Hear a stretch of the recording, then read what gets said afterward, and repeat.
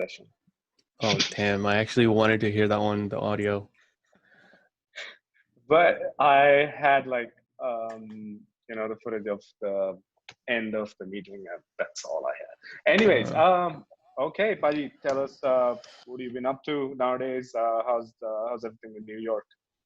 Everything is good. I think it's an introvert's dream, what's happening right now, the quarantine, and I'm enjoying it, every moment of it, being Yeah. inside and just stepping out for a little bit. But I think it's been fun, and everyone's hoping everyone is safe. Great. Yeah. All right. How about you? So I'm good. I'm good so far. Situation in India is getting worse day by day, but the amount of people we have, we were expecting this to happen anyways. So let's get to the topic of today. First, I want to introduce Jabar Jung Singh. He's a filmmaker, a photographer, and a wedding photographer, filmmaker. All-rounder, pretty much, based in New York, Long Island, works everywhere around the world. Go check out his page on Instagram. I'll be typing the link in the description, or sorry, in the chat box very soon. Go check out his page. Go follow him on Instagram for sure. So, Paji, should we start with the presentation? I know you wanted to give a presentation before we started. Yeah. So you could. I'm sharing my screen, so you could make this the primary screen. Yes, this is the primary screen right now. Everyone will be able to see you. Okay. So everyone's seeing what I'm seeing on the screen? Yes, sir. Everything I know, everything I don't know? Yes, sir. Okay. So I actually thank you so much for doing this. Appreciate it. And thank you. Thank you for being here, sir. Thank you. Yeah, of course. Thank you everyone else for joining. So as this first slide says, everything I know and everything I don't know. I always try to think this is how I approach things, because there's so much in the world that I don't know. And whatever I know is I'll try to share today. And whatever I don't know, I try to learn from all these guys like Navneet and Harpreet Baji and everyone else who's here. Okay, so we'll start with today's agenda. We'll be having more people joining in, because there's some situation in south of India from where at least 3 of the guys were joining in every day. There has been a cyclone lately, and there's no power supply as of now in the south of India. So I see. Situations should get well, and they hopefully join us. And some of the people who are waking up right now in New York might also join us pretty soon. Zavi will be joining us anyway. Let's hop on. It's all yours now. All right. So today's agenda, we'll talk about my introduction, Jabar the studio, my approach, team building, style, storytelling. A shitty camera is better than a great camera. Get inspired. And if you have any questions, I sent a link in the chat where you could go on that. I'll enable that towards the end of the presentation. So if you have any questions, you could just type it there, and it'd be easier for me to take a look. Okay. So who am I? My name is definitely. We would love to hear about that. I've given a brief introduction, but tell us in detail, like from where did your journey in photography and cinematography started? Yeah, so my name is Jabar Jung. I was born in Chandigarh, India, and I came to the US in 2001 with my family. I started photography because this is where it started. I told my mom I want to get a BB gun as a kid, as like an 8-year-old, and she was like, no. And then I ended up getting a camera, and I think that's where it started for me. So in high school is where I started taking it more seriously. I was part of a club called digital something, and everything was with Photoshop, video cameras, photography, and all that. So that was my go-to spot every day after school. So I ended up making short films in high school, made the first yearbook at the end of the year. This is all back in India, right? No, this is back here. This is actually here when I was here in the US. Okay. My friends and I, we started the first yearbook in high school. We made short films. Then after school, I actually went to school for business and business management. I Mm-hmm. actually studied business management in college. Then after that, I got into MBA school. I was a day away from going to Boston to study my MBA, Okay. but something said that I can't do this, so I dropped out. I went to advertising school for art direction Mm-hmm. instead. So I became an art director. And then I started as I was studying art direction. I started doing wedding photography.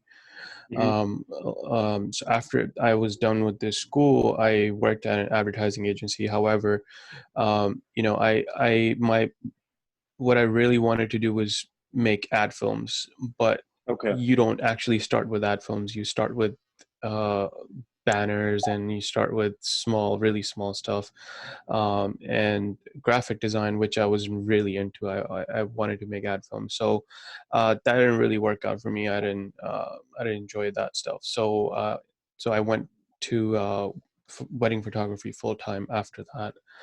Mm-hmm. So I own a company called Jabar Studio Inc., which is a parent company. Within that company, I have child companies, which is Jabardast Weddings, Jabardast Films, Jabardast Babies, and anything Jabardast that comes. Yeah. I have after with Jabardast Studio. Mm-hmm. Today we'll talk about Jabardast Weddings, since Navneet assigned me to talk about that. Yeah. And so my experience in the wedding photography industry, what's interesting is for me is I started in 2007 full-time wedding Yeah. photography. So Mm-hmm. I'm in the transition of establishing my business at this moment. So you'll hear interesting perspective of someone who's in the process of it. Um, so as I said, I started wedding photography in 2013. I assisted for a long time, for about 4 years, before I Okay. actually took the step and became full-time wedding Mm-hmm. photographer. Um, so my page is Jabardust Weddings. If anybody wants to go check out on Instagram, Okay. Go if they for. want to if they want to look at my photography, because today I won't really talk about my photography as in, like, I won't show you pictures and stuff like that. We'll just talk about the experiences. um, so so I mainly shoot Indian weddings in the US and Mm-hmm. destination weddings in Mexico, Bahamas, Aruba. Mostly is Sikh weddings. So I'm accustomed with the culture, the religion, and I understand what happens, and I'm really into it. Um, so my approach for weddings with the Mm-hmm. clients is, you basically, how do you find clients? You always, Mm-hmm. if for someone who's starting out, your friends, they'll be the first people who'll approach you, or you approach them. Yeah. um, Favors, you do favors and get your foot in the door. um, Mm-hmm. Social media, word of mouth, those are the things that are very important for you, to get clients and take that full responsibility of doing a wedding yourself. Yeah. And you won't learn until you do it yourself fully, because even if you're assisting, it definitely helps. You should definitely assist, but once you go full time yourself, or if you want to go full time, you have to take that responsibility of shooting everything yourself and understand what happens of business side and the creative side. Yeah. um, so we're already past the point of photography, when once someone hires you, because they already seen your work, they already Yeah. know who you are, they already know what you do. So once we're Mm-hmm. past that point, now it's time to meet the clients. Like, talk to the bride like she's your best friend. It's always Mm-hmm. the bride who will make the decisions. Guys, like, yeah, they make decisions, but bride is the one who should be happy at the end of the day. Yeah. Understand their expectations. Who are your clients? You have to understand. Very I've learned through experience is they'll like photos, but every wedding is different. Not everyone does the same kind of wedding. Everyone has their own different things.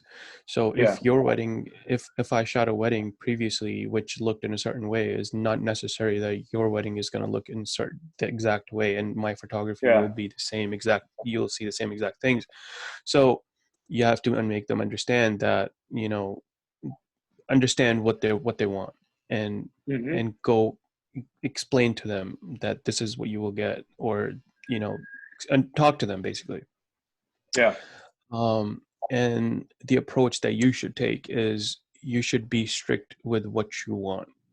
Don't compromise with your style, your editing Hmm. style, your anything else. Be you. It's very important to be yourself.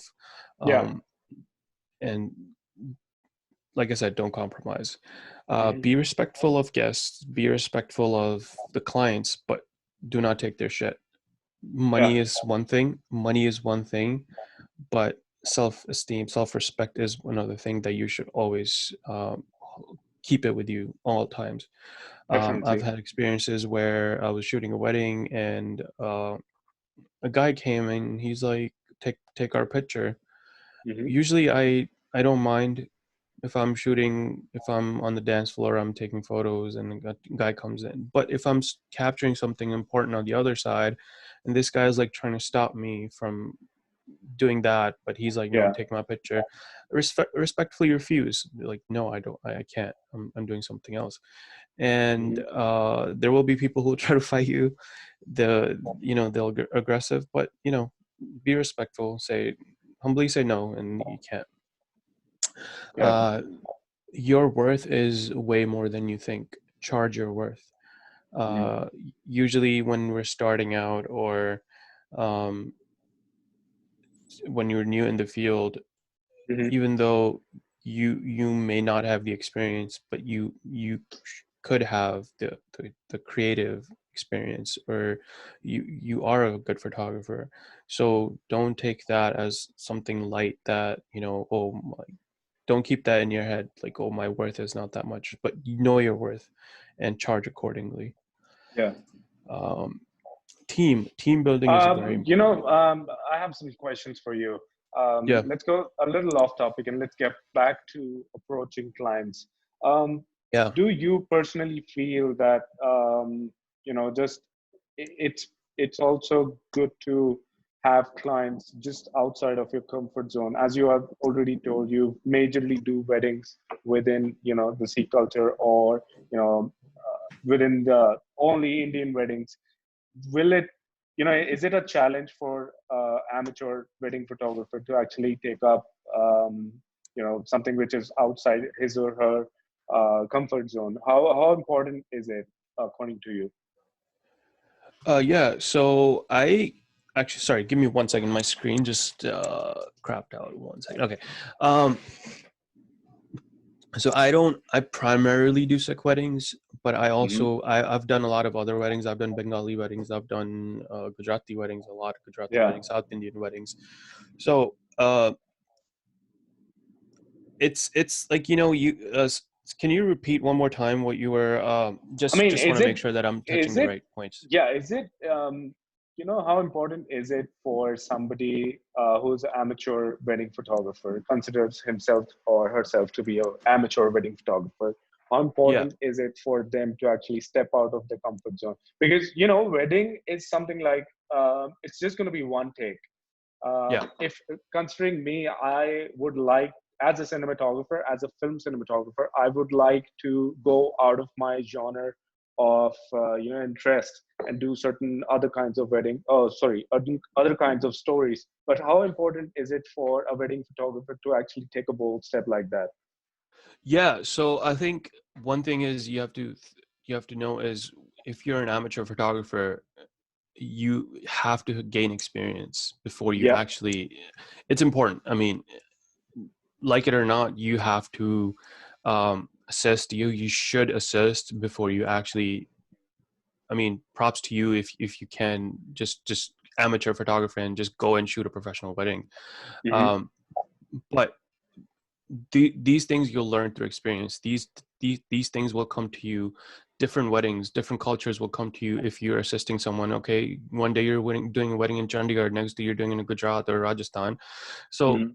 you will experience those cultures and not having to take that full responsibility until you actually have to take it once you become a full professional Yeah, photographer. yeah, yeah, yeah. Um, so I think those things come with experience, and it's very important that you learn about the culture because talking about Sikh culture, okay, there's very little small things that happen, like the doli, even like the jaw, the throwing the rice, Yeah, or in the morning time when the ladies sing, uh, when the Sera Bandi happens. So like these little things you'll gain through experience, but yeah. definitely But watch. I think, is it a very bold move to actually, if for example you get a Brazilian wedding, yeah. and so, and considering yourself like at least 10 years ago, would you be Mhm. interested in taking certain projects like which is completely out of your comfort zone? You have never done Yes. such a You project. Yeah, it's such a cliche thing to say, but you'll never grow if you don't expand your mind Hmm. and do different things. Yeah. If I got to do a Brazilian wedding, and I, like I said, approach your clients, if you're talking to clients and my client's Brazilian, I'll talk to Hmm. I'll pick their brain every day and try to make sure that I don't miss anything. Will And what will your research pattern be? Will you be asking your clients, or will you just go online, search for something? yeah, I mean, both, honestly. If I'm before I'm talking to clients, I'll do some research and try to understand what the culture is, what it is. Hmm. But then I go to my clients and try to understand their expectations, because sometimes clients are laid back and they might not follow the exact same things, but at least I'll know what happens. And if it happens, it happens. If it doesn't, then okay, cool. I'll capture Yeah. whatever is happening that day. At least I won't miss anything.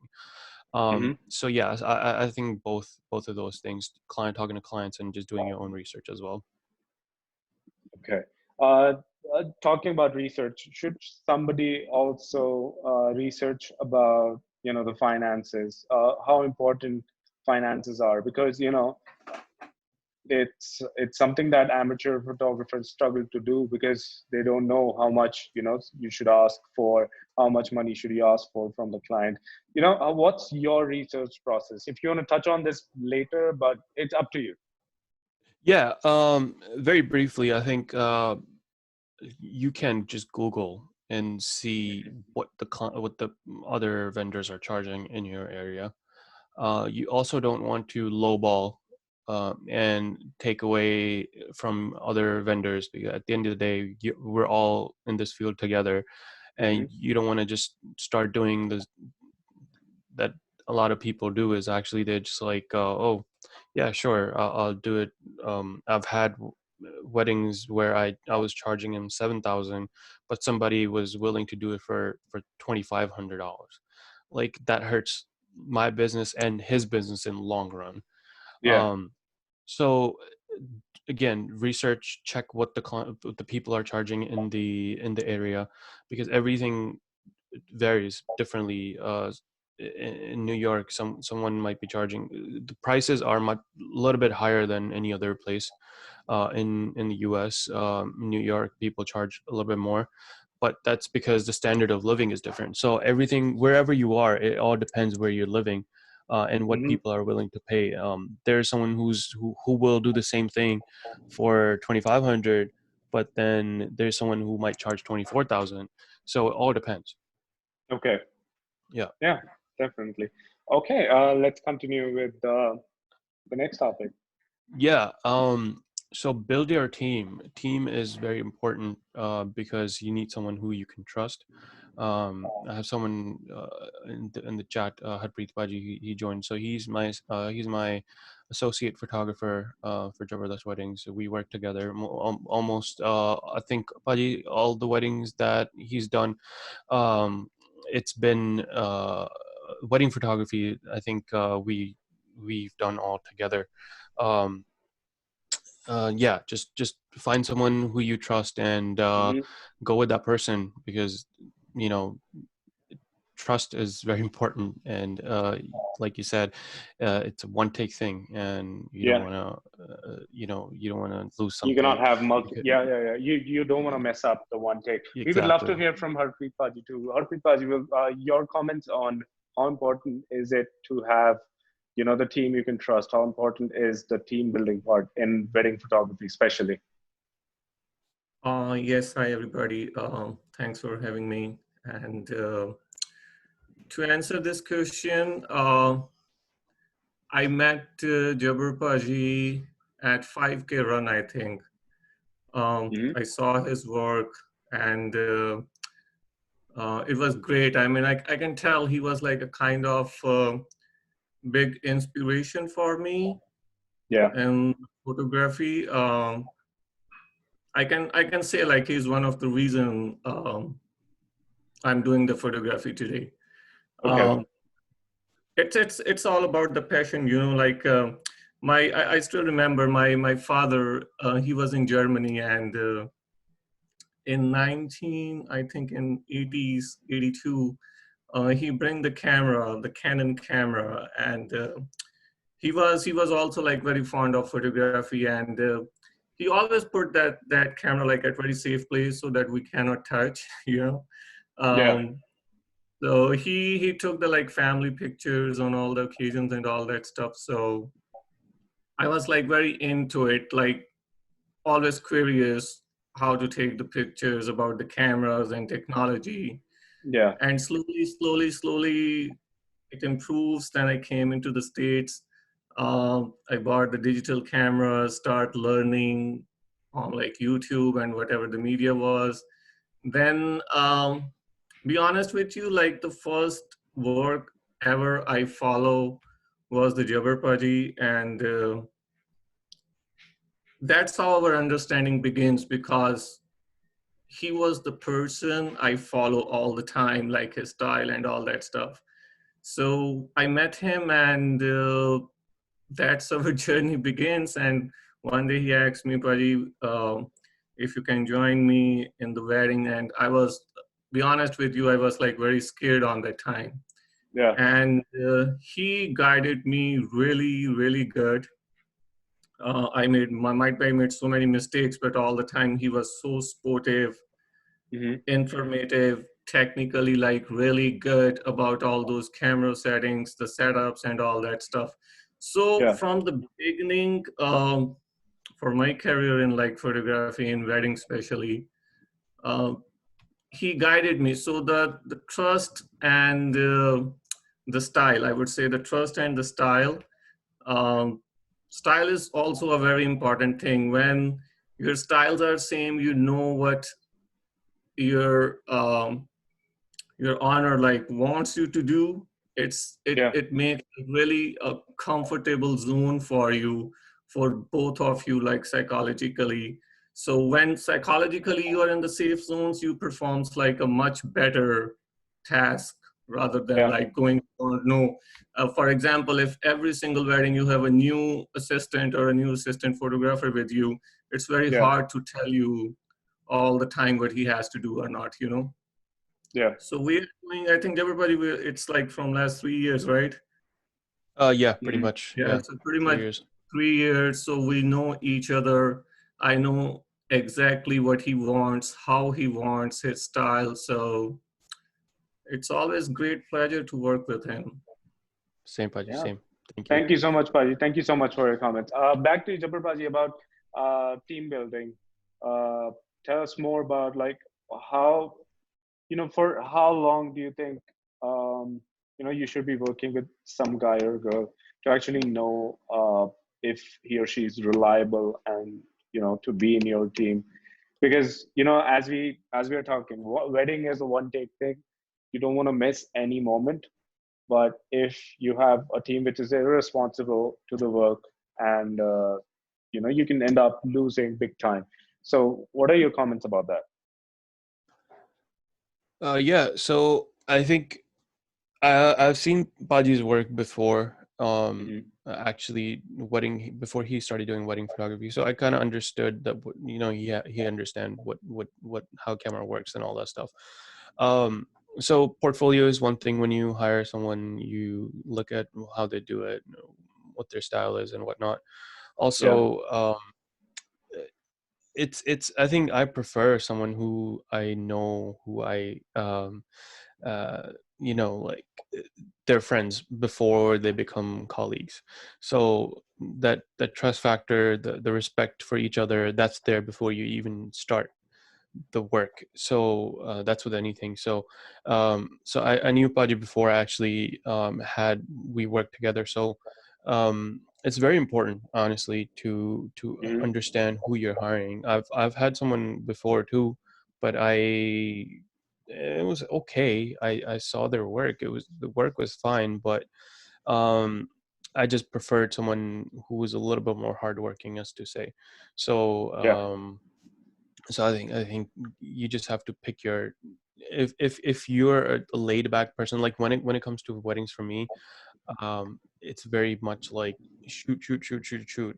Some people prefer to like just shoot what's important, but for Yeah. me it everything that's happening that day, and I try to make sure that I'm not missing. So it's very tense for me, and I'm Hmm. pretty sure I make it very tense for Paji as well when it happens. Yeah. So I need Yeah. someone who's there to understand, like, and not get mad if I tell him, Paji, oh, like, oh, okay, please, can you shoot that? Can you shoot that? And Yeah. we're like, no, I wanna, like, I thought we were just gonna shoot the wedding, but no, but like there are a lot of other things happening at the wedding, not just the main focus of the Yeah. wedding. So Yeah. yeah, it's just trust and knowing the person helps before you Hmm. actually hire the person.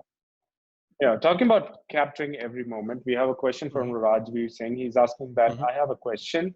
Hmm. Like, if you can click 2,000 pictures in a wedding, if Hmm. you click 2,000 pictures in a wedding, do you edit or Hmm. process all the pictures or only some of them? Baji, would you like to keep this question to answer later when we come to actually delivering pictures, like after the wedding? You want to go step by step in the process? Sure, no problem. So just remind me towards the end, make a note that I have Sure. to comment on Rajveer that, Singh will because be taking your question at the very end. For your information, Paji, we will be having some more people joining us. I'm getting texts from them as we speak. And also, yep, this video will be uploaded entirely in its entirety on YouTube. So, we are starting to get some views on YouTube. It's a brand new yep, channel, Cinelogy. Go follow it on YouTube. We have all the sessions from the past, and we'll be posting all the sessions that come out from today. Also, yep, for just for the sake of it, tomorrow is going to be a session with Naomi from France. She's currently in France. Our friend cinematographer. I've worked with her in New York. She'll be joining us tomorrow for a session about the life of a director of photography. Back to you, Baji. Let's go on yep. to the next topic now. Yeah. So style. Your style defines who you are.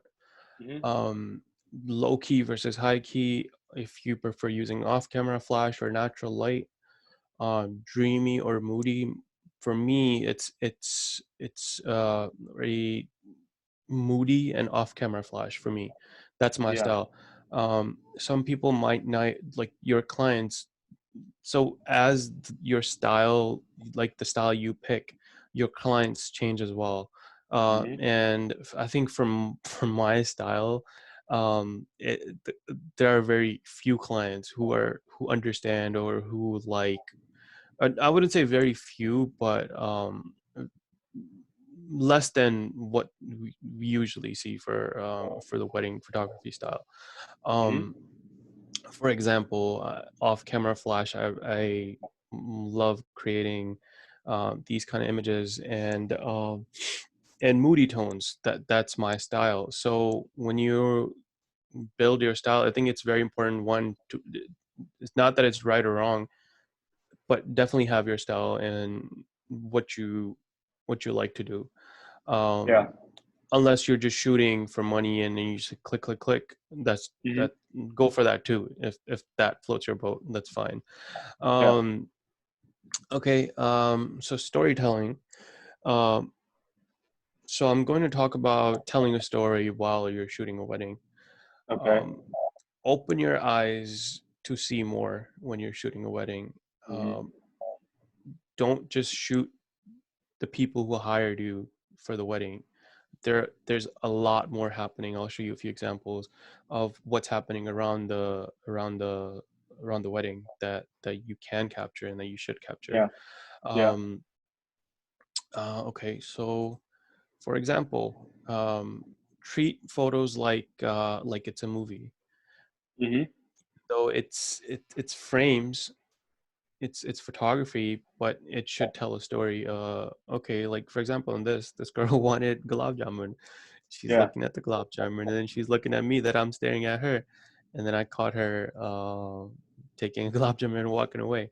Yeah. Um, or a bride getting ready, and then she's walking down, and then we see her parents and everyone else Mm-hmm. who saw her for the first time, Yeah. Do you want to, telling a Paji, talk story. about, yeah, exactly.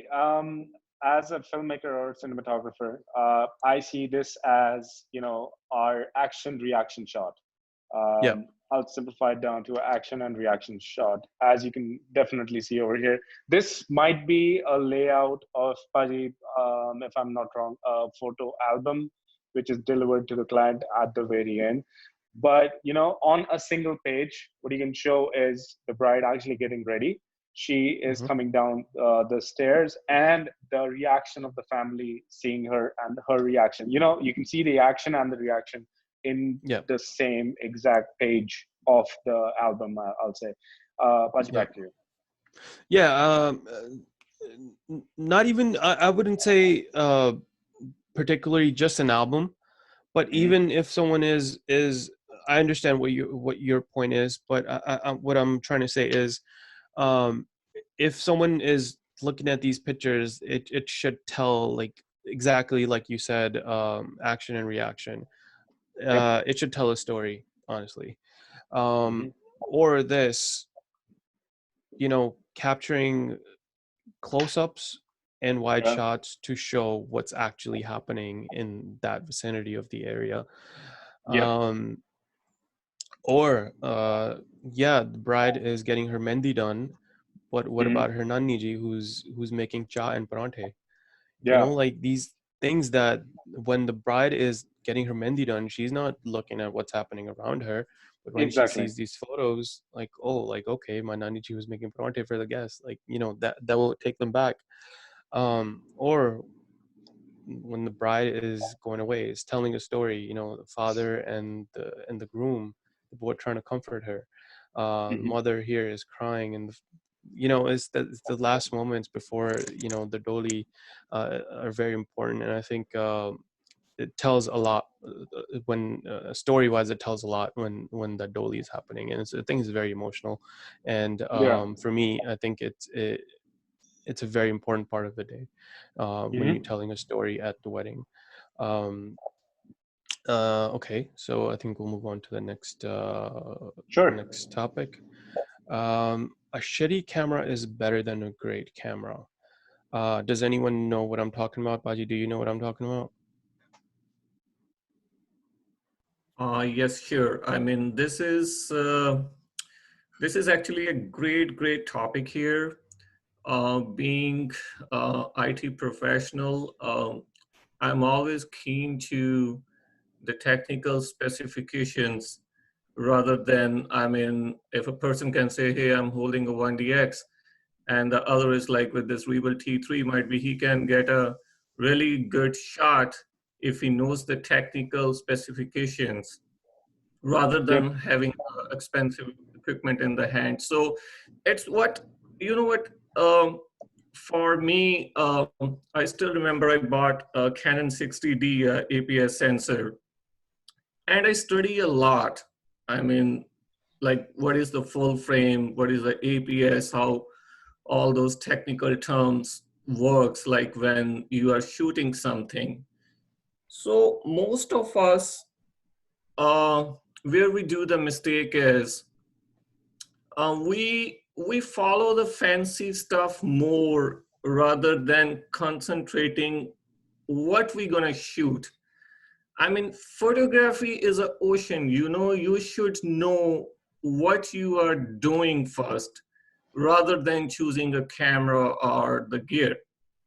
So for instance, if you are a wedding photographer, you have to focus more what kind of technical specifications I need when I'm shooting indoor, getting someone ready. Because you are in the room, right? And someone is Yes. getting ready in the room. And you should know what kind of lighting and technical specifications you need to implement on that time rather than, oh, you know what? I think I have to choose the Mark IV instead of 60D because I'm shooting a wedding. No, no, that's not a scenario. So whoever is watching this video, I would strongly recommend, please study more before you going to shoot, um, about this all technical terms, which we should know before we shoot in the camera, rather than going for the fancy stuff. So it's like, for me, this line shitty camera is better than a great camera is like 100% true. Uh, we should act accordingly the need, you know. So Yes. homework is very necessarily thing. If you are going to shoot tomorrow morning, you should know what I'm gonna shoot tomorrow, what kind of settings I need it, what kind of equipment will work there. So Exactly. for instance, if you are shooting in a 10 by 10 room, you do not need a 600-watt strobe over there. Might be a one flash is more than enough, you know? So it's not about to impress someone right there. It's about the final output, what they're gonna see in the on the screen or on the album, you know. Yes. So yes, that's I will go with not with like the dollars, you know. I will more go with uh,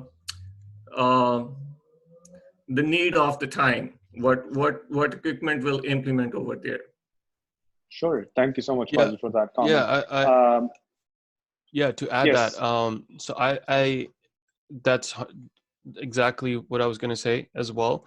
But I want to add additional something is if you have a shitty well, I wouldn't call it a shitty T3 shitty, but since that was my first camera, but a T3 is better than 1DX because if you have a T3 and you are shooting constantly Yeah. versus if you have a 1DX, you're shooting once a month or twice a month. But T3 is much better than 1DX because you're learning a lot more about T3 with experience and using it.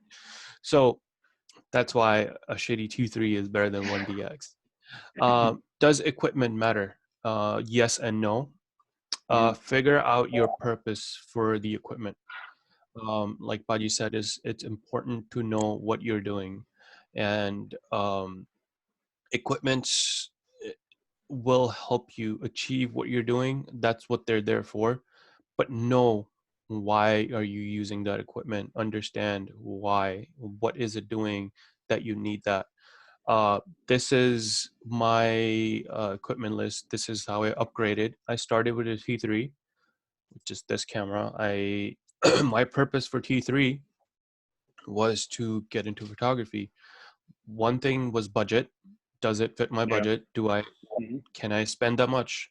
I bought it with my own money. It was my hobby. A T3 was a decent hobby camera. Yeah. Um, uh, but can I shoot a wedding with T3? Yeah, you can. But will it will it work? Yes, but for certain things where you need fast shutter, more frames, will it be good for that? Maybe no. See, that's what you need to know. Will it help you for Yeah. certain situations? That Hmm. T3. Um, okay, so after T3, I got into 70, which was again, did it fit my budget? Hmm. What will I buy within that much amount of money? What lens do I need? So I upgraded from T3 because I knew that, okay, I'm getting into it. I need more better equipment. So 70 was what fit my budget, what was okay that I could use for a wedding. Was 70 a good camera for weddings? Okay, it was a crop sensor camera. Um, the ISO noise was pretty bad, so Could it have worked for something else? Yes, but for wedding, no. So then I upgraded Paji, it. I would like to add in Yeah. over here that there are specific cameras made for specific purpose. I Yes. also used to own pretty much the same lineup as you've shown over here. I started from, I think it was a T2 or T3. I don't remember. It's called. It's usually named different in India. Yeah. So my first DSLR was 1200D, but before that, I used to have a Samsung Galaxy camera sort of thing, and it was the point where I started realizing that I can actually do photography. That camera made me realize that the only reason I still have that camera, I think, will be that it is Android and it gets connected to the Wi-Fi, or a SIM card can be inserted into it. That was one of the only reasons I bought the camera.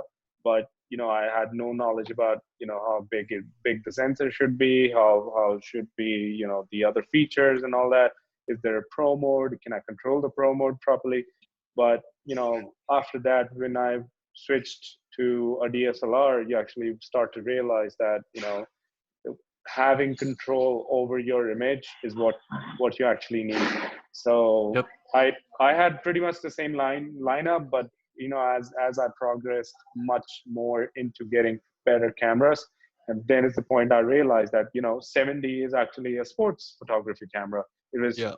specifically made for sports. Hmm. T3 is a very beginner level camera made for just I'll say food photography, for example.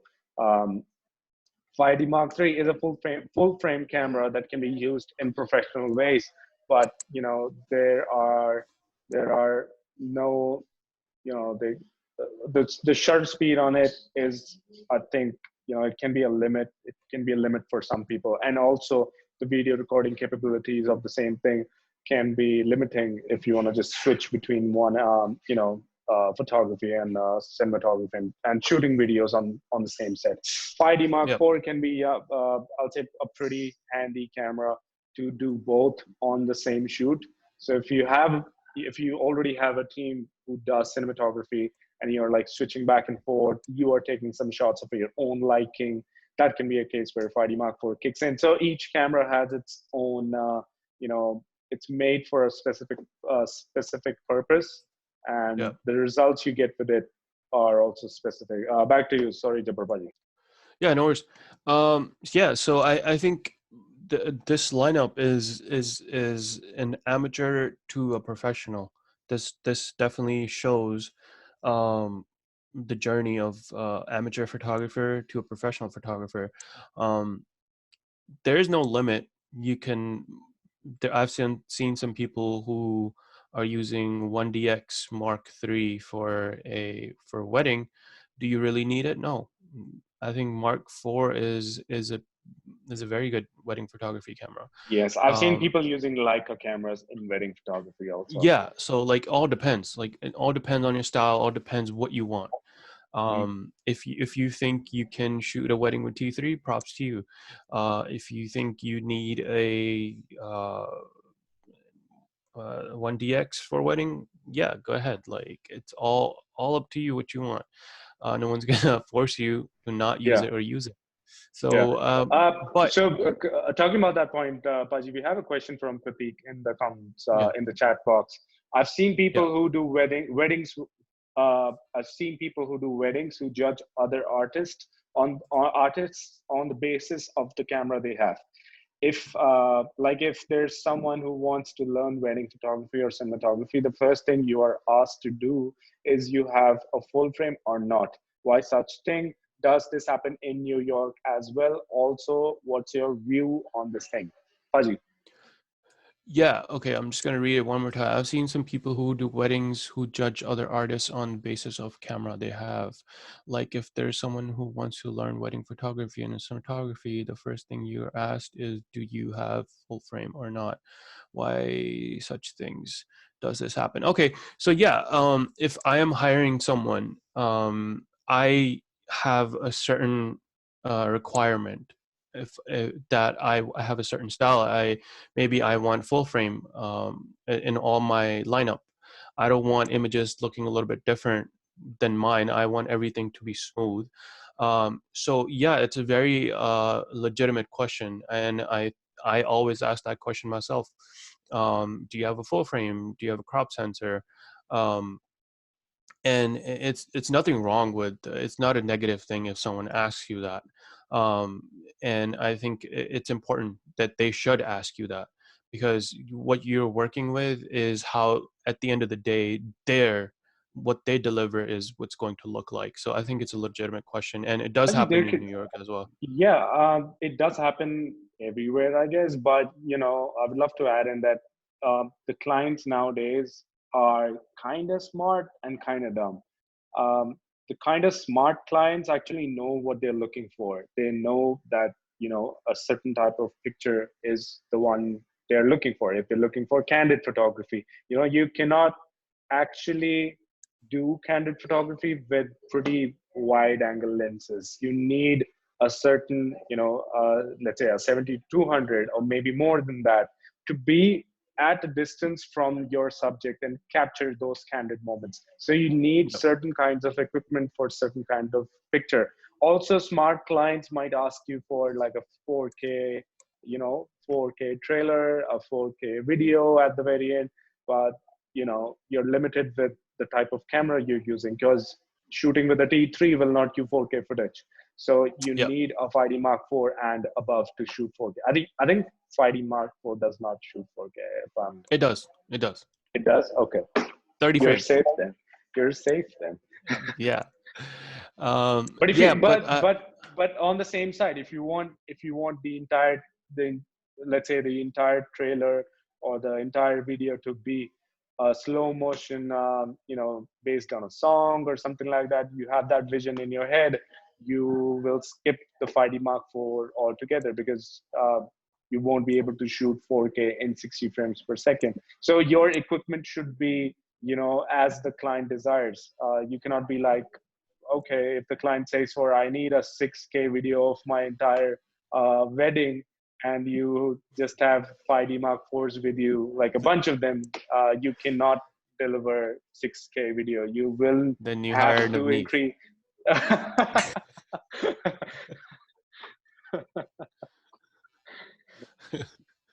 What should I bring to the Uh, wedding? A red, Ari yeah, Alexa? Ari, man. While you're at it, bring in Ari. That's it. What's the budget like $1 million for $1 million for cinematography? uh, Paji wants to say something. Harpreet Paji wants to say something.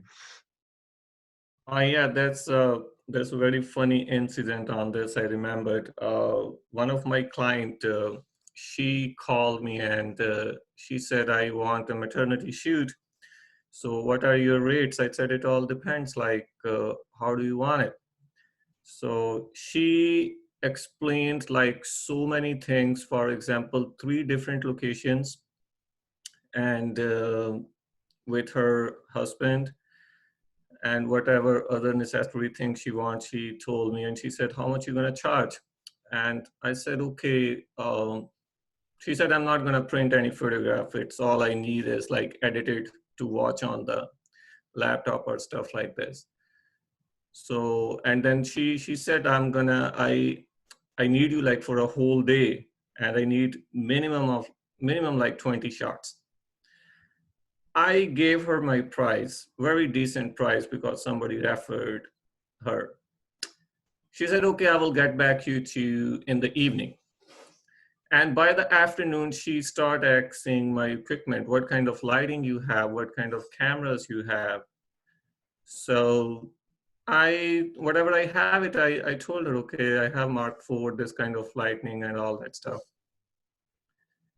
Okay, she said, okay. Then she literally like after 2 hours, she said, okay, you know what? The thing is this, I have only one dress, one black dress.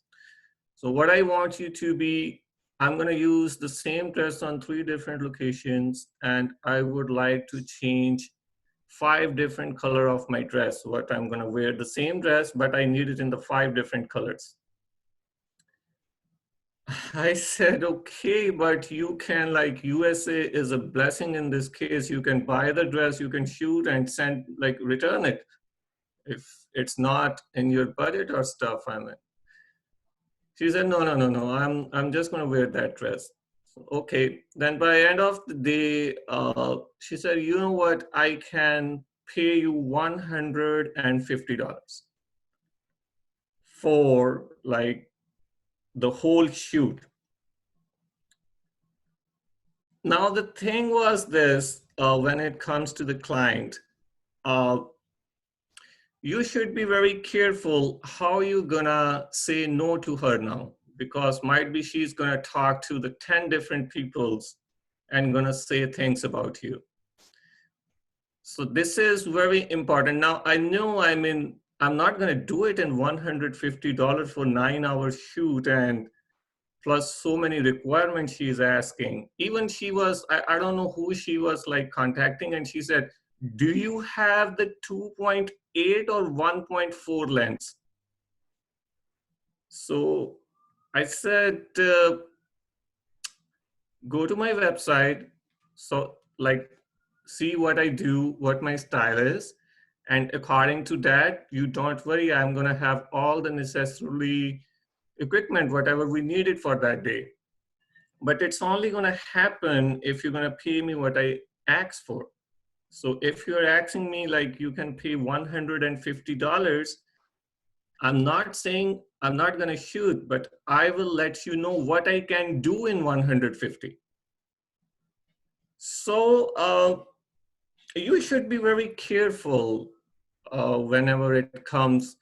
The client's going to ask, okay, what kind of equipment you have, what you're gonna do, I can pay you this. I mean, when it comes to the bargain mode, you know, you should be very careful because it all about your marketing stuff. People say a lot of stuff today in the social media, Facebook, Instagram, like this. Or you know what, uh, he's expensive, he's not good, or blah blah blah. You never know what kind of mentality you are dealing with. So it better be prepared, like with your client. Uh, to read his or her mentality first, like what they're gonna pay you and what you have to do. So act accordingly to that. Don't. It's a little bit difficult and what I can say, a very tricky thing. But a good photographer must know those skills, how to handle these kind of problems, because you are dealing with the clients on the daily basis, and Yeah, everybody is, you know. So do definitely. not be panic. Do not be panicked. Do not always like proud yourself on certain things. I mean, you should have. This is I would like to say with the Jabar Paji. He's one of the coolest person I have ever met. Believe me, when it comes to the patients, and this plays a very big role in the wedding photography. Whoever is listening to this, please, patience and be cool, be smart. These are the three factors you must need before you buy the camera. If you are planning to shoot, you know, learn these things first, then buy the camera. Otherwise, it's not going to work really in your favor. Yeah. I mean, traits like these, patience is necessary for, situations where things get out of hand, or maybe the client Yeah. isn't, yeah, responding to you in the same way. Paji, we were talking about Jabbar Paji. I would love to ask you, as Paji has already mentioned, that um, there are some clients which are too smart, which there are some clients which act smart, and there are some clients which are like seriously dumb. So Exactly. how do you deal? How do you can deal with the dumb clients very easily, because all they want to see is dressed up professionally, acting professional, and have a huge lens in your hand and a huge camera, and that's all they want to see in your hand, right? So those are the dumb people. We can easily deal with them. But what about the people who try to act smart, who challenge you, like as Paji said, do you have this lens, do you work on these cameras, are you a Sony guy, or are you a Canon guy, or are you a Nikon guy? So Jabbar Paji, how do you deal with this? Yeah. So before I forget, I actually want to say something to Pratik about his question. He said, I've seen some people who do weddings who judge other artists on basis of camera they have. So I'm assuming This that, does happen, Paji. This does happen. yeah, I have worked on set where, I've worked in weddings where, you know, uh, the bride, if I'm from the bride's side, there can be a groom's side photographer who comes in with like huge lenses with like 3 4 bodies hanging down his neck, and he's like talking to us, he's like bragging about his own lenses, and this is 70 to 200, 2.8, blah blah blah, this and that, dude. And I'll be like, okay, it's up to you, do your thing and let us do our thing. Okay. Paji, back to you, I'm sorry. yeah, yeah. So I want to just say something. People who judge others are never good people to learn from. So you should always know, always ignore them. Talk to someone who you could learn from. So they're gonna judge you because what camera you have. Okay, cool. Like you have, like Navneet said, like okay, cool. You have a 1DX. I have a Mark IV because that's that's the only thing I need. So ignore those people. They don't matter. Okay, on to the next point. We were talking about clients. Um, so I wouldn't call those clients dumb as per se. I would call them the general audience, because that's majority of the people who is what they've seen. It's a camera and a lens. A big lens is photography to them. That's fine. Yeah. At the end of the day, you have to understand is those are the people who are going to pay you. Those are the people who are going to pay your bills.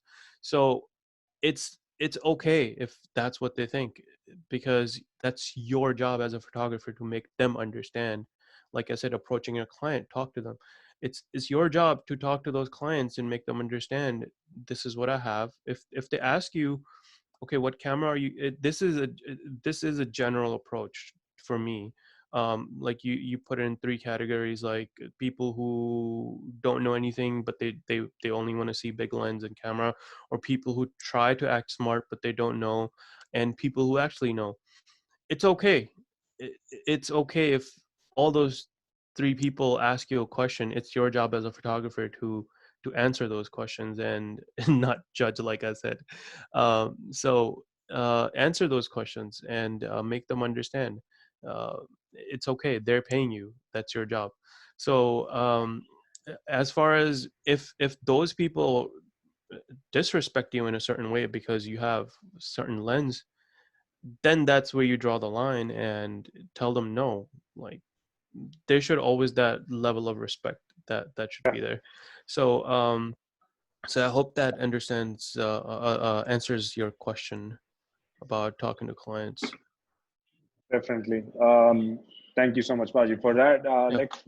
Let's move to the next topic. Yeah.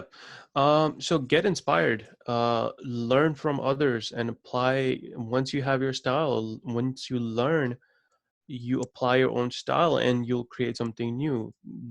I don't think any person, any filmmaker or any photographer doesn't get inspired from someone else. It's okay. It's not, learn from someone else. It's okay to learn. And unless you're straight up just copying what they're doing and making something, that's plagiarism. Don't do that. But learn and apply your own style and create something new out of it, make it better.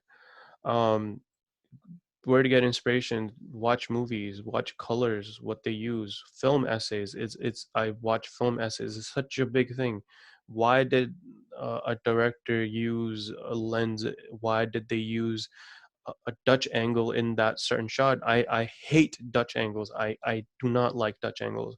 For some person who doesn't know what Dutch angle is, Dutch angle is like a horizontal frame, you could say. Navneet could, yeah, there you go. That's a Dutch angle. Um, but if it fits the narrative, why did they use it? Yeah, definitely go for it. Um, put photography, wedding photography aside. Look at other photography. Look at different kind of, look, fashion photography. Look at different kinds of photography, and apply that to your profession, for example, wedding photography. I have a question, Paji. I've heard in films there's a wedding scene, that particular sequence is done by wedding for cinematographers. Is that true? I cannot answer that question. I'm not sure, but I don't think it's a necessity to have a cinematographer to shoot that. A wedding cinematographer, I think, is a good enough person to shoot that kind of scene. I don't think unless they're getting their perspective on it, I don't think it matters if they have someone. I don't think they're gonna go out of their way to hire someone else to shoot, unless it's a production issue. That's separate. Um, okay, I think that was it for me. So let's talk to Rajveer, who had a question. I have a wedding. I have a question. If you have click 2,000 pictures in a wedding, do you edit or process all? No. So Before we talk about that, should yeah. you edit your own pictures, or should you give it to your editor, or should you anyways edit pictures? Yes, and I've seen people who hire people to edit, and that's okay as well, as long as they're following your style. But I just prefer to edit my own photos. One is because I want to keep consistent style, and I also just don't like someone. I think I'm more of a control freak when it comes to editing, so I prefer to edit my own photos. Um, if you're doing 50, 60 weddings, 70 weddings a year, I think you'll be crazy to be editing all those photos yourself. So also depends on the quantity of the weddings you're doing. Then you definitely need to hire someone to edit. So all depends how many photos you have and uh, what's happening with your business. So yeah, goes both ways. Doesn't matter. Um, and do you click? Okay, so Rajveer, back to Rajveer's question. On average, for a sick wedding, I shoot about 7 to 8,000 photos. Um, Including my associate photographers as well. So on average, it could be a little bit higher, a little bit lower. All depends how many events. But out of those, I give about 5,000 photos. That's you cannot give every photo, and myself, I shoot a lot more. If I only require one shot, I'll take three shots of that one particular shot. One is because it's one take, that moment is not going to come back. um Second is I sometimes don't trust my camera enough to make sure that everything is in focus and everything is there, that I got everything. So I usually try to shoot three of each frame, so that will always expand the numbers of photos that you have. But no, the term is called culling, Culling, where you go through the photos, pick the best ones that you have are in focus, or that you don't need. Once you cull those photos, you bring that to edit, and you edit those photos. Yeah, I don't think I'm leaning more and more towards quality over quantity now. Not that quality didn't matter before, but I always shot extra. But I think I need to calm down a little bit when it comes to uh, picking or shooting how many photos I need, because Aji, I one more always shoot question about, extra. I'm Yeah. sorry, one more question about culling is that, Mhm. do you yourself, the photographer, should do the culling process, or you should you should leave it up to the client? No, I don't show the clients my raw photos at all. Never. It's because they've seen your end product. They don't need to see that. When they hired you, they saw your end product, and that's when they hired you. You don't need to show what the photos look like before. You don't, that's not necessary. You do not need to show your clients your photos. Sometimes clients ask me, oh, can I um, get photos? Can I get raw photos? And I, like I said, approach like your approach, um, respectfully decline. I tell them no, like I don't provide raw photos. That's not something I do. Some people may, but I don't. And you'll only see the end photos because you shoot it in a certain way, something, and until you edit that photo, is not what you imagine. So you don't actually need to show a really wide shot where you need to recompose that photo and edit in a certain way to show what the end product is going to look like. So you don't know. You don't need to show your clients raw photos. You don't need them to cull the photos and pick the photos. Uh, Unless they're picking the photos for printing the album, that's when you show them the photos, and that's when they pick. Okay, Paji, I would Yeah. like to share my screen and ask you a couple of questions from your Yeah. Instagram IG feed. Sure. Yeah. Stop sharing, right?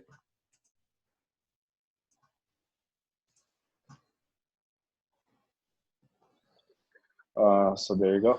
Are you able to see my screen? Okay, Yeah. Paji, looking through your page, like this section, I would say, is all related to, the wedding and fashion. So how do you create your own style? Um, okay, so like I said, this is my parent company, Jabardast. And then if you want the weddings, then you could go to Jabardast Weddings. I'll But go to that page. but yeah. So as far as the style you said, Yes. so yeah, my style is very low key, and high contrast and off camera flash Hmm. and moody. So all those things put together is what I like in general. That's Hmm. my style of photography.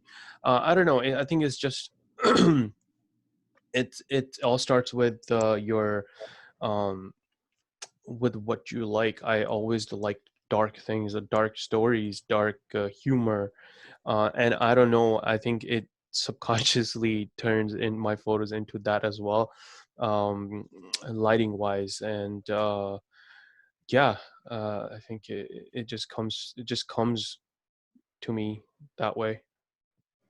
Paji, how important is it to develop your own style?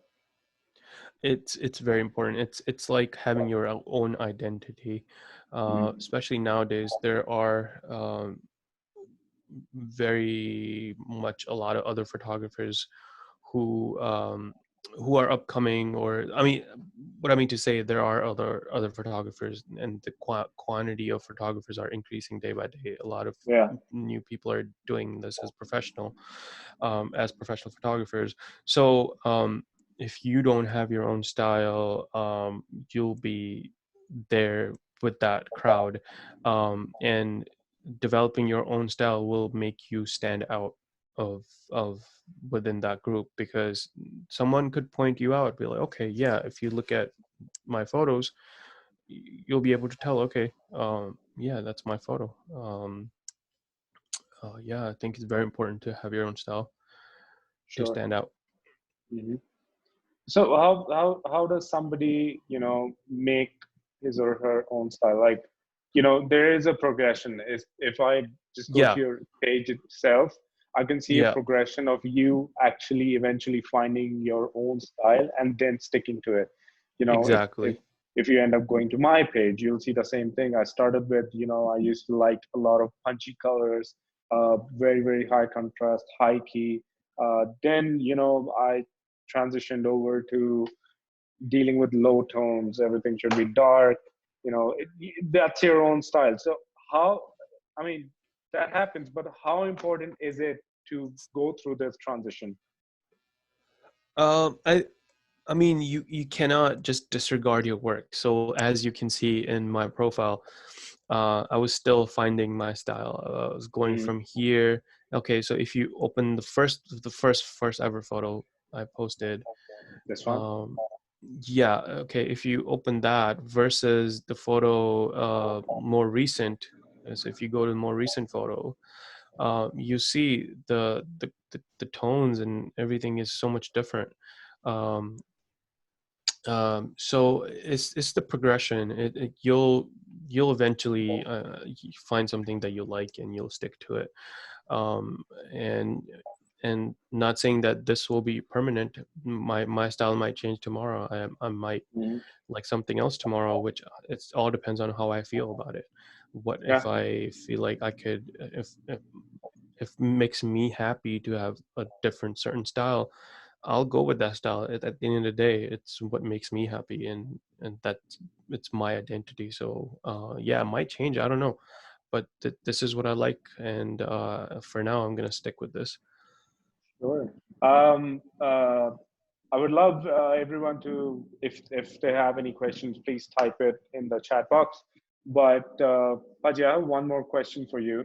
Hmm. Is that um, give us some tips and tricks on how to develop your portfolio and in what form to approach more clients. How do you approach more clients?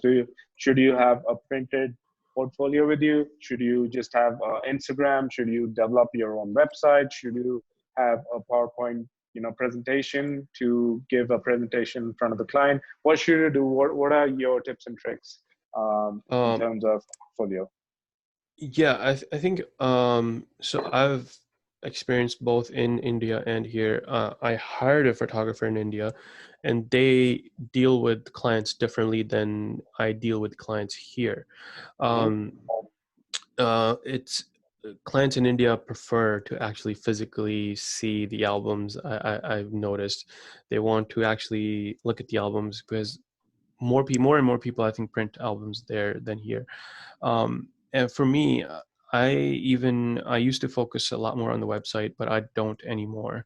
I focus on Instagram a lot more because patience is one thing. Clients, Mhm. people in general have less patience now. So I think Instagram is the quickest way to, one is show your work, second is to talk to clients, third is to um, uh, show your portfolio. I don't know if I said that, sorry. Yeah. One, show your portfolio, second, talk to clients, and Mhm. three, expand your business. So I think all three, social media, is you could do that on Instagram, I feel like. And a lot of my clients are actually come from Instagram, so I focus a lot more on Instagram. Okay.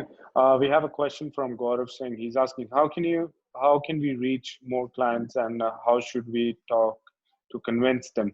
I think, Jabbar Paji, you have pretty much talked about creating your Instagram page. So is Instagram, one of the ways or the only way you can reach more people can actually approach you? No, I think there are infinite number of ways you can reach clients, but for me, I think Instagram works best for me. Um, uh, Let me read the question. How can we work more on expansion? Talk to people. I think that's word of mouth is also a very good way. Telling your friends to tell other people, and once you have a profile to show, you could just forward it and just write a humble message. Say, hey, I'm doing this, and this is my portfolio. I would love for you to consider me if you have any events coming up, and that's it's a great way to expand and talk to people. So like I said, still in the middle of expanding the business, so my focus is on Instagram. That's where I focus on. Mhm. um, Um, Website, just, yeah. yeah, Paji, please. Yeah, I was saying my I think website is going to be next for me, but I don't really um, focus much on the website. I think Instagram is good enough for me at this point. Okay.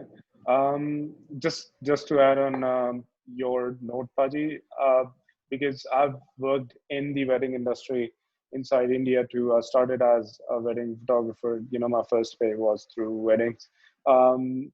This website has been great support for Indian photographers and cinematographers, because it's not just a website where like the photographers end up printing their own albums, but also it gives you a nice section where you can feature your portfolio and people will pick you out from here. So you have popular categories and popular locations.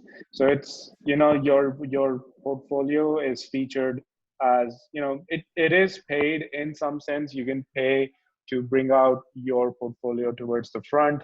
You can do that, but it's a nice way to step into the wedding game. I just wanted to share this with you, buddy. Yeah, I also want to add something. Uh, Shoot for free.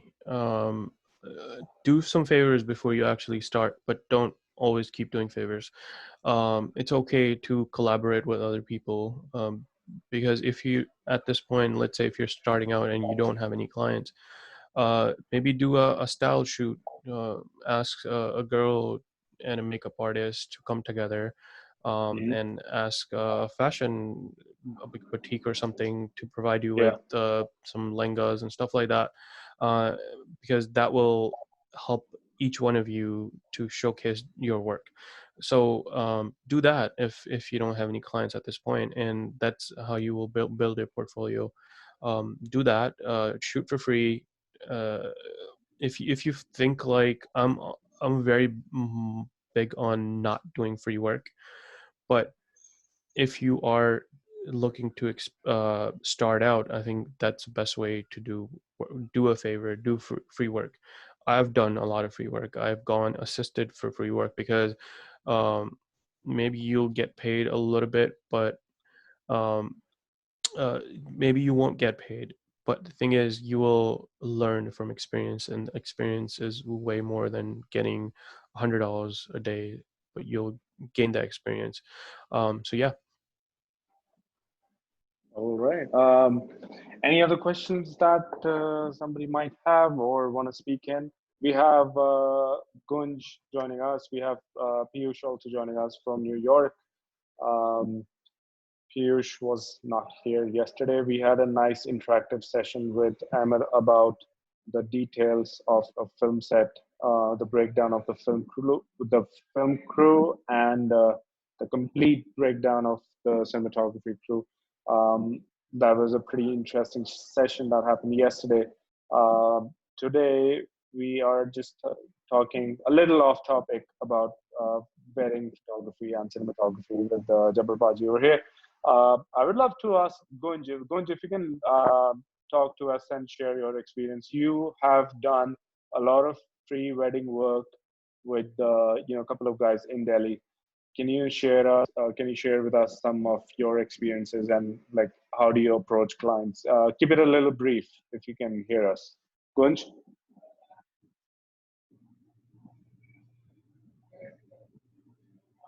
Gunj, can you hear me?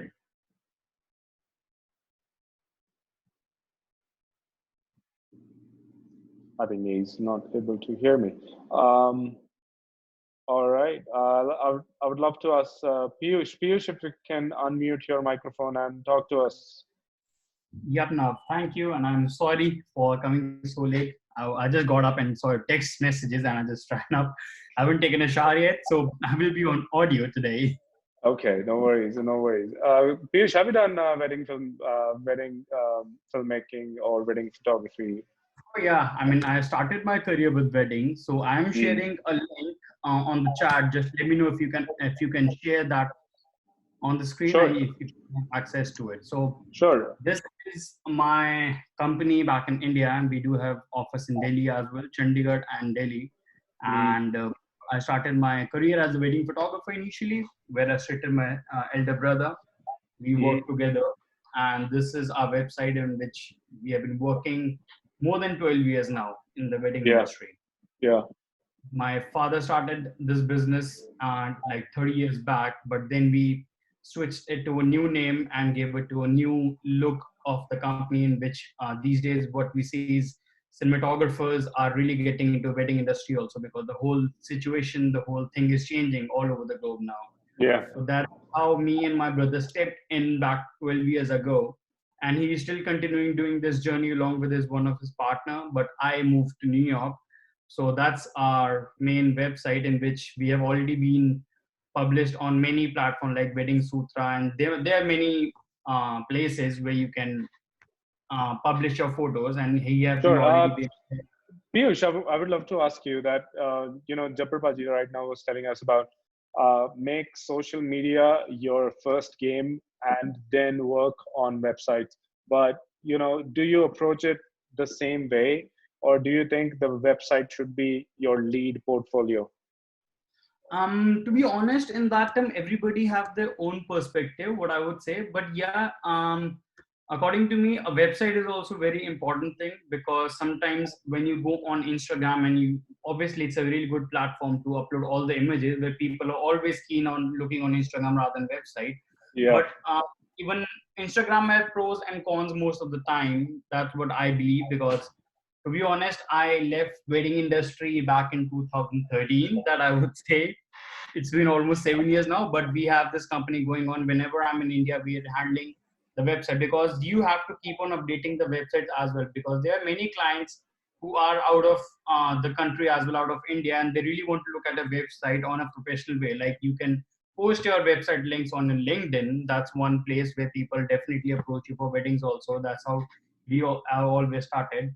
But yeah, I would say you should invest 50% on the website and 50% on the Instagram as well, because Instagram is a very quick platform. You can upload an image every day, but for website you need a web designer, you need another person to handle all your media onto that. So Yeah. but yeah, was So I would say, it becomes like a big production yeah, it situation becomes where a big you have a yeah, separate person to just handle your website. exactly. And on Instagram, you have access to everything. I mean, you can definitely upload your images any time of the day. And I Yes. would like to Yes. share I mean, if you could see, I'm sharing the Instagram page also of my website over Sure. here. We'll definitely go follow that. We also check it out over here. So please go follow 3P Lens on Instagram, and also check out their website for sure. Thank you so much, Piyush. Piyush will be also joining us for a complete session on production. Piyush, when is that? My session is on Thursday, on which I will be talking about the producer. Then I'll be talking about the whole production, how we break it down, and how the whole team is matched. So from a script, when the script is written, how we bring it to life. I'll be talking about that part in the Yes, whole we'll be segment. switching. We'll be switching back to filmmaking from tomorrow, and be talking about filmmaking. And Piyush is going to hold a session on Thursday. Thank you so much, Piyush. Please Welcome, stay brother. back with us. Stay back with Yep. us. We'll be having some more comments from you. Back to you, Jabarbaji. How do you you have seen Piyush's work? Piyush is as he said, it's a family business. Um, you know. They're all thinking the same way. But now arises one more question.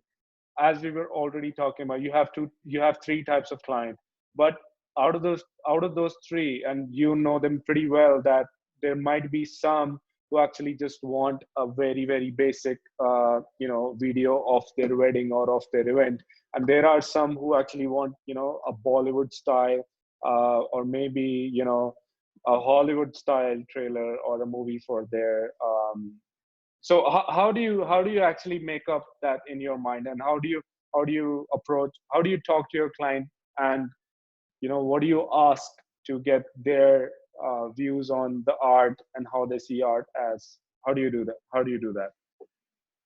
Yeah, I love the 3P website.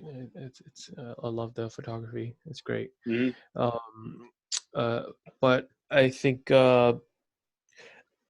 being true to yourself and being true to the client is very important.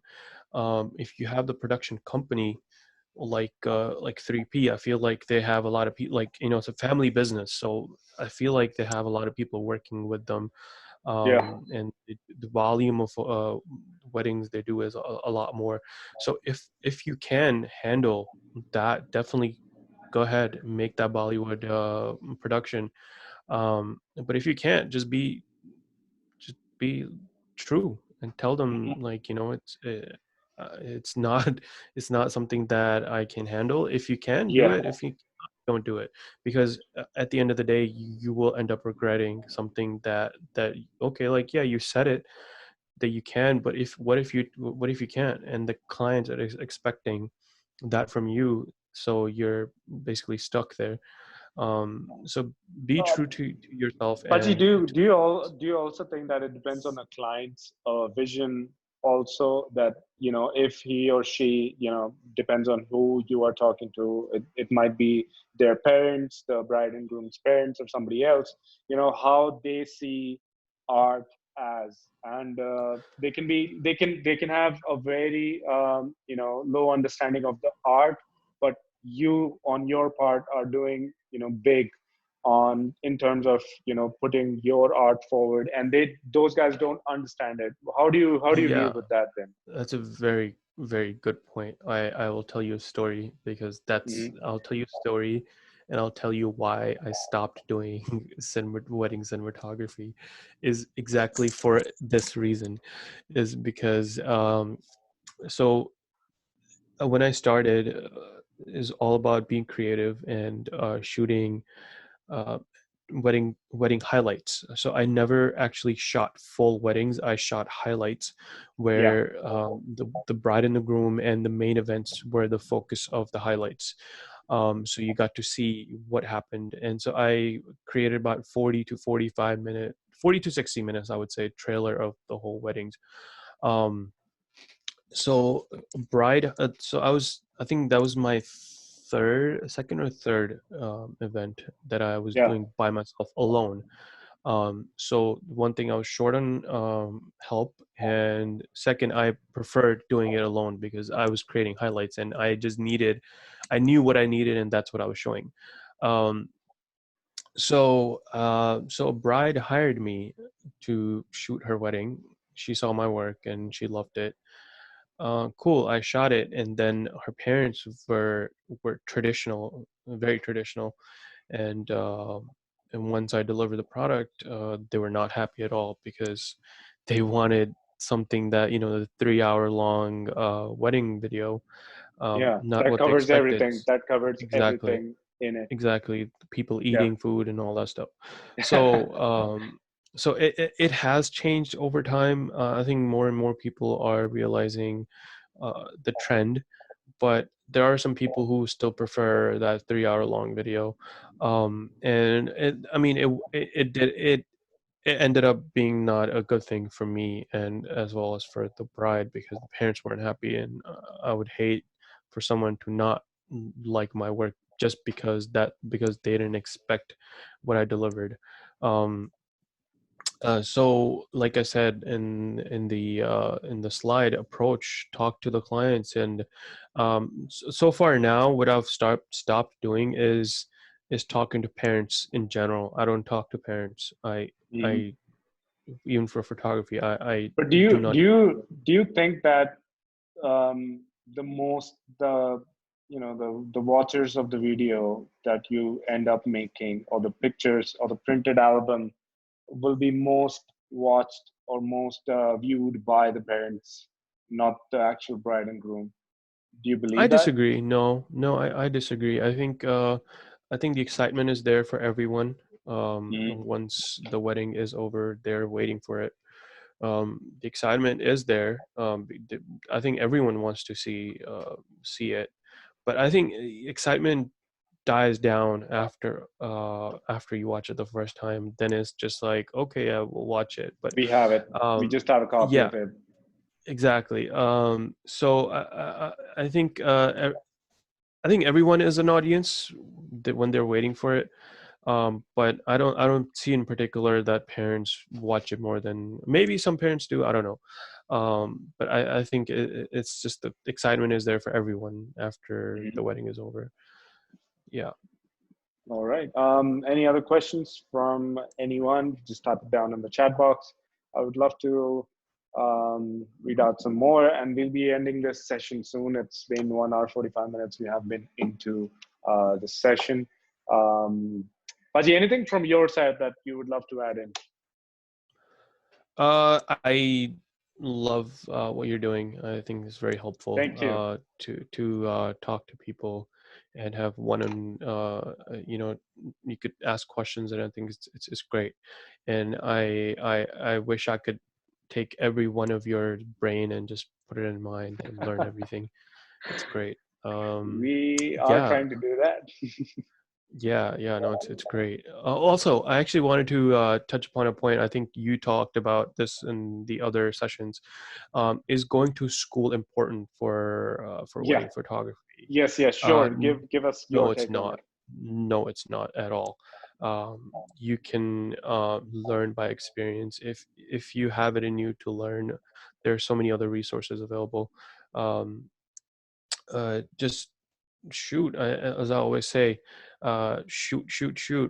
It- you have your cell phone. It's at the end of the day, the photo will not change, the technical specifications will change, but the photo, what we see, will not change. So use your phone, use a T3, use a 70, use Mark 3, use Mark 4, whatever you have, shoot with it. Best way to learn is to shoot. So as I always believe in, the more you shoot, the more you will learn. Mhm. I'm not. I'm a very beginner filmmaker, and I love making films. The more I'm learning is actually by shooting films. So I actually shot one yesterday. So I'm learning a lot more things, and these sessions are helping a lot. Definitely, Baji. We'd love to get more points from you in the coming sessions. Do join us in the upcoming sessions with everyone else to share your views on whatever we speak about. So, any other questions? If you guys have it, uh, you can type it down. If you even if the session ends, if you still have questions for me, for Jabarbaji, you can see his page on the screen right now. Go follow Jabardast on Instagram. If you want, you can text him directly if you have any questions regarding wedding filmmaking in general, photography in general, because he is a master of all. So go follow him on Instagram. His second page, let me bring that up.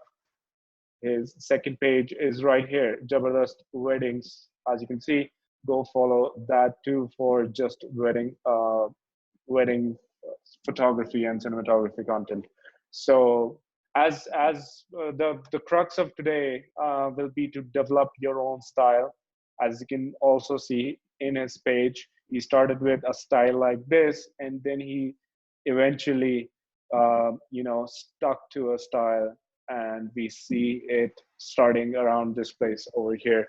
And his style got a little you know what your style is because it comes out from within. It's your own representation. It's your own approach of seeing things. So Haji, any ending comments before we leave? Yeah, thank you everyone for your time and joining us. Appreciate you listening to me yapping. Like I said, Navneet, can you share my screen, what I had in the beginning? Can Sure. I If you can how start do I share? screen sharing Okay, from yeah. your Zoom. For the some people who joined um, later, I want to show what I had. This was my starting screen. So this is me. This is all you guys. Everything I know is me. No. Everything I don't know is you guys. So No, I learn no, from you even we guys. are those dots that you see. I But mean, everyone's it. different, right? So for me, I approach as this is me and this is you guys. So you guys know a lot more than I do. So I try to learn from you guys.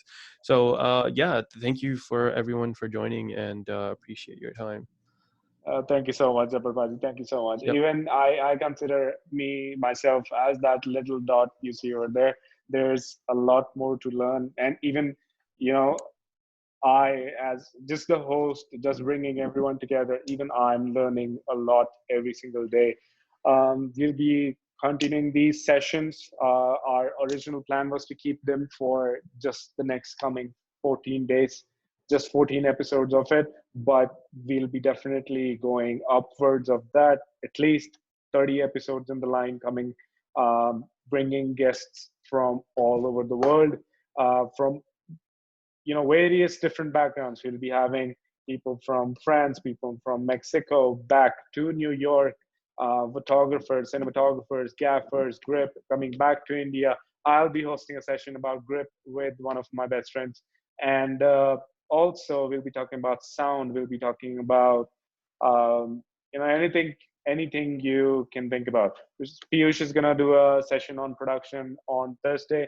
I would love to share my screen with all of you guys. Just give me 1 second.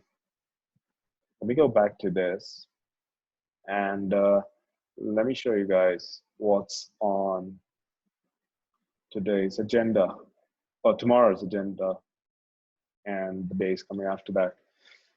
Oops, I opened something else. So guys, tomorrow we are going to have a session with Naomi. She's a French cinematographer.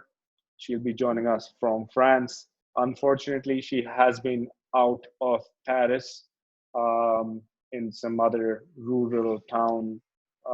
So she wasn't able to, join us during these sessions that we have had so far. I'll be sharing my screen. Hold on. Yes, there you go. So we'll be having a session with Naomi tomorrow. This is happening Monday, tomorrow, 9 to 10 p.m. Indian time and 11:30 a.m. The Eastern Standard Time, New York. On Tuesday, we'll be having Alejandra Rubiera from Mexico joining us, and she'll be talking about what an assistant camera person does.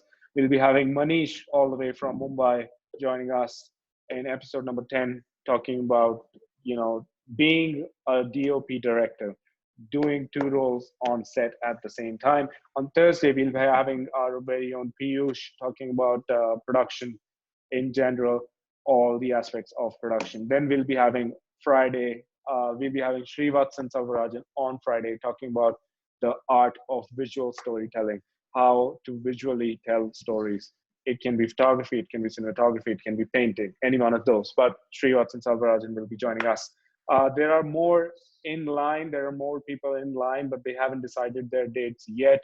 I'm pretty sure from this Monday that you see over here till I'll say the 30th of May, we are going to have it packed up. We are going to have it packed up. So stay tuned for the next upcoming sessions. Again, thank you so much, Jabar Jung Paji. Thank you so much, everyone else, for joining in. And I hope you have a safe day. And for the guys who are listening to us in India, have a safe night and stay safe. Join us tomorrow, definitely. Stay tuned for the emails that will be coming soon. Or if you want to have a daily DM posted to you on Instagram, do follow me on Instagram at Navneet Singh 1995. Thank you so much, Paji. Thank you so much, everyone, for joining us. Guys. Thank you. We'll be seeing you tomorrow. Thank you. Yep. See you guys. Bye. Bye-bye.